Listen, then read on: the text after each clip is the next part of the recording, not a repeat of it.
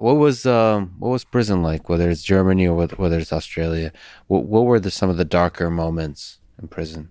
The United States prisons are awful, awful, evil places now. Just really, there's nothing nice about them. There's the guards, In L.A. or and which one? everyone I went to.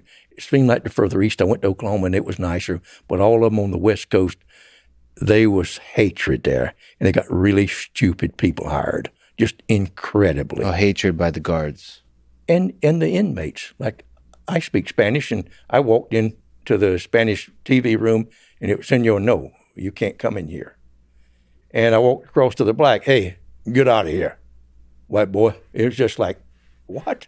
Man, I like all you people, you know? Yeah. And so I walked down to the white people and said, show us your paperwork. Right. You can't come in here until you show your paperwork. We don't let snitches and homosexuals and all this sort of stuff in here. So it's just like, man, I don't want to be in here. I mean, it sounds absurd, but you're saying like the basic humanity is gone. Completely. And the guards, it was just like, come here, Reeves. And I walk up to him, get the fuck out of my face. He sticks his chin out like for me to break his jaw. Yeah. Like, what in the world, man? I love people, and it's just... Yeah, you got this joy to you. Yeah. You have a joyful nature. And it didn't seem like that broke you. Not a bit. How did you persevere? Did you know, I didn't even think I persevered, but I try to enjoy my life wherever I am every day. I do. I ran every day, and like I told you, why do you run so, Roger? I said, to help me suffer these fools. And I played a game of chess every day, almost of my life in there. And I read 2 books a week. Mm-hmm. And I talked with people, storytellers, guys would come in and tell us another story, Roger. Give us a poem. Tell us one you never told us before. And so it was just nice. A lot of them Aboriginal boys, they picked their country music, and it was all right. Red, Morgan Freeman's character in The Shawshank Redemption, says the following: "These walls are funny. First you hate them, then you get used to them. Enough time passes, so you depend on them. That's institutionalized." Is there truth to that? 100%. I couldn't even see the walls, except whenever I was planning on escaping. In Shawshank Redemption, he spent so many years in prison that he almost didn't know what to do with himself once he left, once he was a free man. That's you get so used to the system, the rituals, having to follow orders, even being treated poorly, all those kinds of things, that you become dependent on it. Well, down in Australia, I spent the first a little over a year in the shoe. It was like, did you see the movie, The Silence of the Lambs? Thank you, Monty. And he's there. I had five or six guards looking at me with a one-way mirror. Yeah. And that's whenever I thought I might never get out. I got a life sentence. I had all this time waiting here in Germany. And so they had a computer in there, but it didn't have a program on it. And I just started writing these little stories of stuff I did in my life. And I wrote one line, and I wrote over 1 million words with them looking at me. So it was after a year they let me out. And it wasn't long before they put me in a place called self-care. And particularly, I was in what they call the Lifers Pod. There was 268 men in self-care there. And it was unbelievably good that we were left alone. Basically, they was there, or the guards were certainly there, but they had their shack, and we had apartments, four apartments to the building. Mm-hmm. And 6 men to the unit with your own door and a key to it, and a kitchen, dining room, freezer, refrigerator, and they allowed you $360 a week to buy groceries.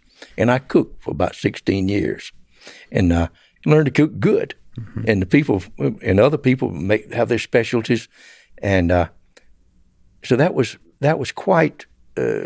It wasn't so like being in prison. It was somewhat living with men. It was difficult, man. I had some good fights and carry on, but you don't get along with everybody. But then whenever I came back to the United States, I was laughing and talking. And when I got off the plane in L.A., I had three marshals with me from Australia.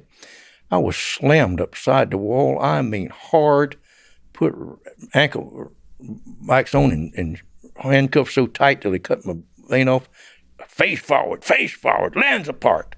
Good gracious. And walked me 50 steps, and he turned me over to the marshals, and they took part of that off. That was a border patrol that was there over my marijuana charge from 1977. Yeah. I did 11 years for parole violation. Now they want me for more violation. And they put me in, down in Los Angeles, they put me in, the marshals put me in there, and they put me in isolation. I thought, what in the world they got me for isolation for? I haven't done anything. How long did you spend in isolation? More than 6 months. So I, after 3 or 4 days, as the little Judas window slide open, and a nice-looking man in a suit come there. Hello, Reeves. Just want to see what you look like. I saw you in a National Geographic documentary, and it does me pleasure to keep you in isolation. And he slammed the thing, and I couldn't get out of there. And by law, the U.S. Parole Commission is supposed to give you a hearing within 90 days. So I already paid a lawyer $7,500, and he never picked up the phone. Somebody got to him. Who's that somebody, you think? Christopher Cannon was his name, and I don't know who got to him, but he didn't do anything to get me out of there. Yeah. I got one 15-minute phone call a month, and I couldn't get out. So then after 6 months, they shipped me to, put me on Con Air, double shackled and black box on my hands, and I went to Oklahoma, and they let me out on the floor.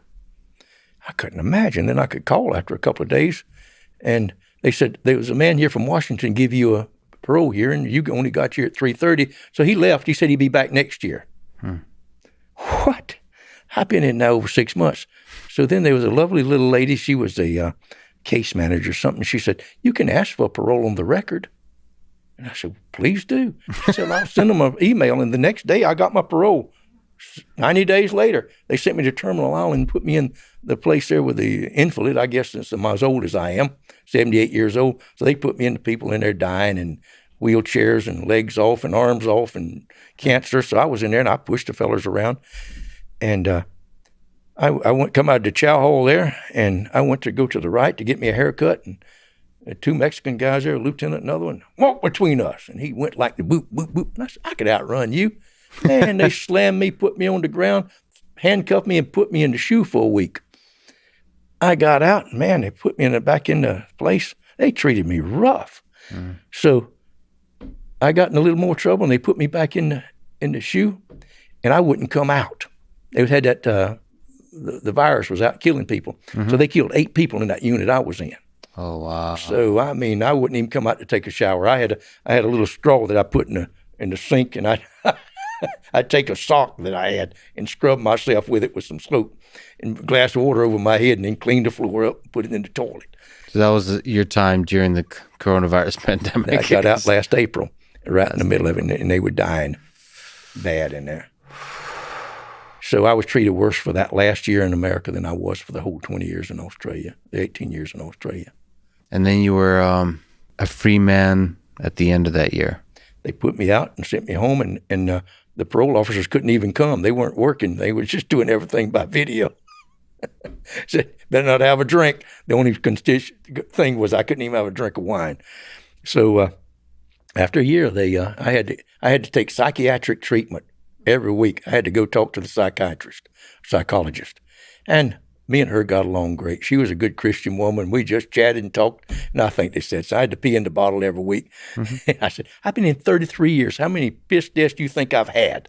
Never been dirty. Only thing, if y'all want a clean one, you come get me.